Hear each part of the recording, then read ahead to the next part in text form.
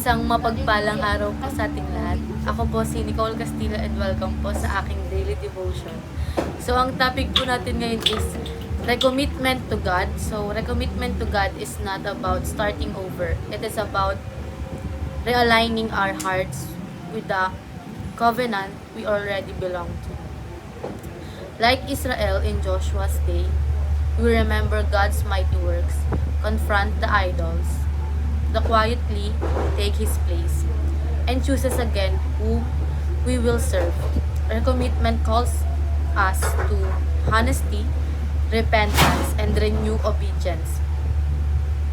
When we return to God with humble hearts, He graciously restores our focus, strengthens our resolve, and leads us forward in faith. So, ayon po sa Joshua chapter 24, verse 24 to 25, and the people said to Joshua, "We will serve the Lord our God and obey Him."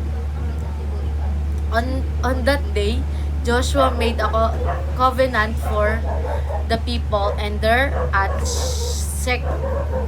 Shechem. He reaffirmed for them decrees and laws.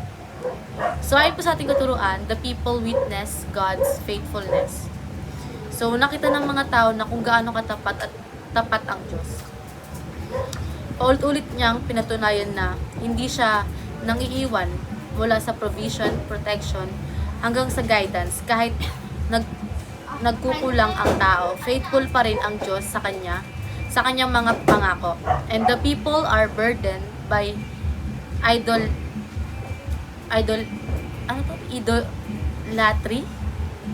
Naging mabigat ang buhay ng mga tao dahil sa pagbibigay ng oras, tiwala at puso sa mga bagay na hindi Diyos. Hindi lang ito tungkol sa rebulto, pwedeng pera, trabaho, relasyon o sarili. These false gods slowly become burdens that steal peace and joy.